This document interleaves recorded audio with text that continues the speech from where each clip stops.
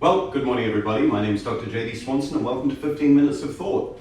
So today what we're doing is part 3 of our multi-part series on Kanazawa's Jiyu Ippon Kumite, and in particular I'm focusing on the Jodans, the Jodan attacks. So these are the attacks that are coming in off the right arm or their right arm, coming from this way in. So what we're going to do is let's build on, and we'll talk about sort of the genius of the third one. And then eventually, once we get through the end of the fifth, we'll talk about the genius of all of them put together and what they can tell us about Jiyu Kumite, but also how it provides us with new and brilliant options, especially when you're learning. So let's get started. Hey, us. Very good. So what we've done, if we think about our first two, right, previously, the first one, of course, they all start from kame. The first one, of course, simply comes in, rotates, drives, pulls out. The second one, if you remember rightly, slides in on about a 15-degree angle, drives in under, and then pulls out.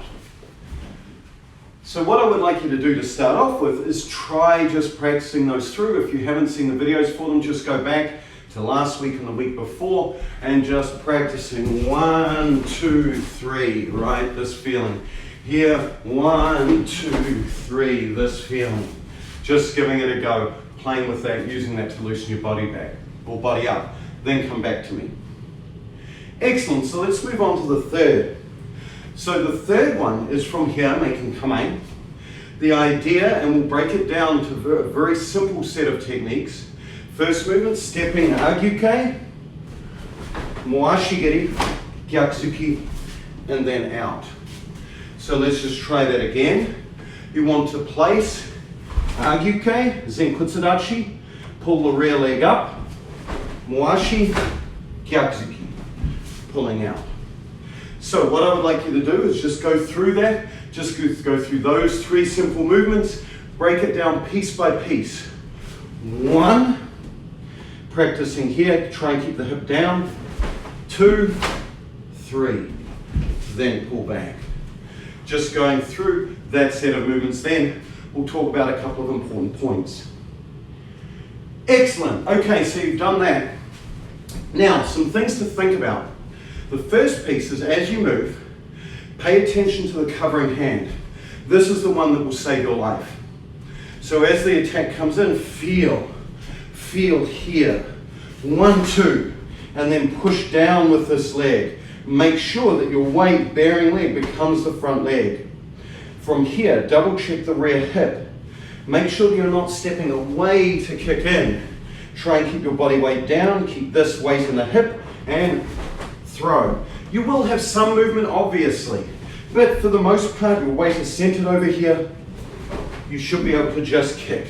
Here, in. Notice how my hip makes that little bit of a push in. I'm not just standing here and just swinging my leg.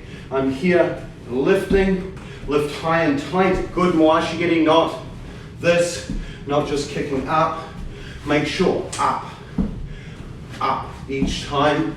So here, lift, high and tight, push in, then place and transfer the weight from the back leg into the front, pushing your body center forward, hitting your target. Then from there, not just switching, but expanding back and out. So make sure that you get all those pieces. Once again, cover your body, make the agyuke zenkutsu. Throw the kick, make sure it comes up and over that front leg.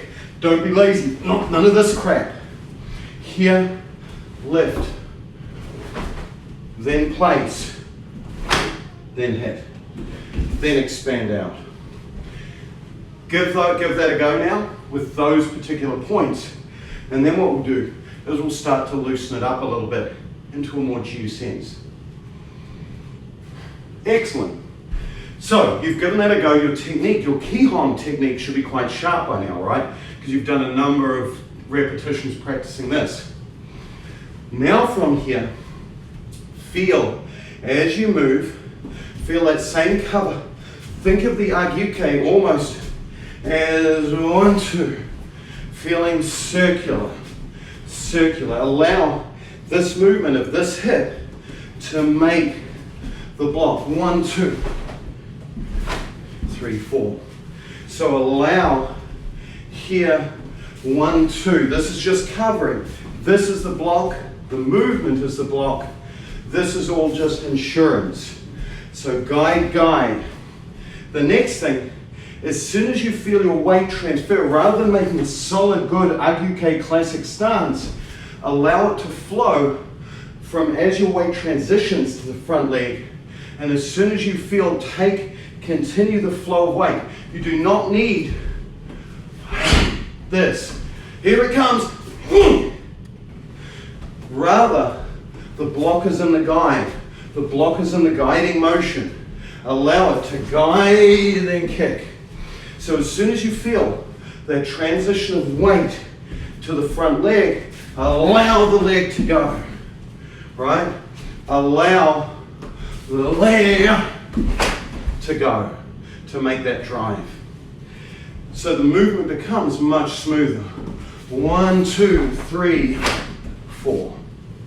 Here, block, cover. Boom. So literally, as soon as you feel, place, place, play. See how the movement simply works. It's not this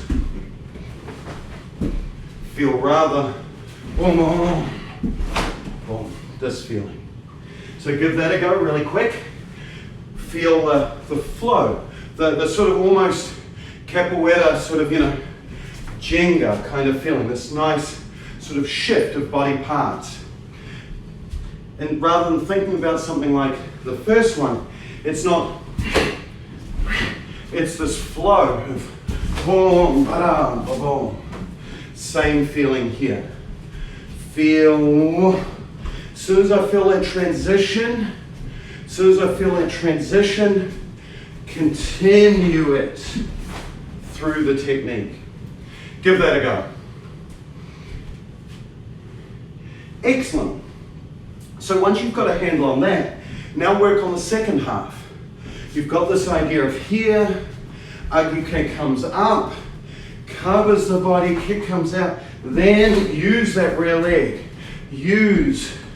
Don't come up and over and in, but rather just slide in. Have the discipline, even though this first hand comes in and is used to block, bring it to the hip. Keep that element of kihon. So as it comes, feel. So when the hip goes round, it's naturally in position to go. One of the things that a lot of people have, or one of the pieces that hiccups their technique, is not placing this hand where it needs to go for the next technique. It's like you're playing chess, one move at a time and several moves at a time. So as you make this, feel this cover, hands here, arms are here, they're guarded.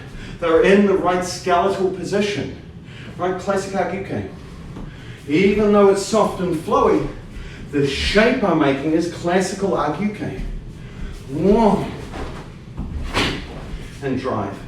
So now, going to that, feel that simple push, then expand out. It might be here, back foot moves, it might be here, simply come up. Your choice, your prerogative, right? But the point is feel 1, 2, now drive and in. This feeling, and again, you want that whole drive of the rear leg coupled with the whole thing. Okay, everything driving in. So give that a go. Work on the overall smoothness of the technique, being rather than 1, 2, 3, 4. Go through those phases, but allow it to be smoother. Okay, so let's go through with just a couple of other little important points. So one of them that's really important is that the placement of this front leg is critical. When you're doing this in a basic sense, you sort of bring it back and bring it out on the 90 degree, but that doesn't always have to be the case. You judge the placement of that front leg directly on where your opponent and how aggressive your opponent is coming in towards you. If they're super big Hulk monster coming in, then what you might want to do is create more distance backwards to be able to change the angle. If there's somebody who's sort of half-asking it, you want more of a senno center driving in feeling, simply bring it forward, right? So using this initial leg to cut the angle, whether it's in a forward type position, a sideways type position, or even a backwards type position, is completely up to you. But the thing is that your distance to your opponent is worked out through where that weight-bearing leg sits. So what you can try now is try multiple different positions of the technique. Try where that first piece comes in, thinking about where and how the technique works. Also, just a side comment, if you're cutting in tight and the kick is too close for washigiri, switch to its evil twin brother, little brother, Ned, or Hizagiri, right? Don't be afraid to switch to those. So, things to think about. Think about the flowiness of the technique. Notice how my hips remain low. Notice how I use this initial hand to get myself offline as I drive in. Notice also how I'm using the power of my legs to make the body center shift one way and the other. So with that, I hope you enjoyed this one. This one's a fun one. And what we'll do is let's catch up again soon with the fourth. Have a wonderful day. Hey, us. Thanks very much.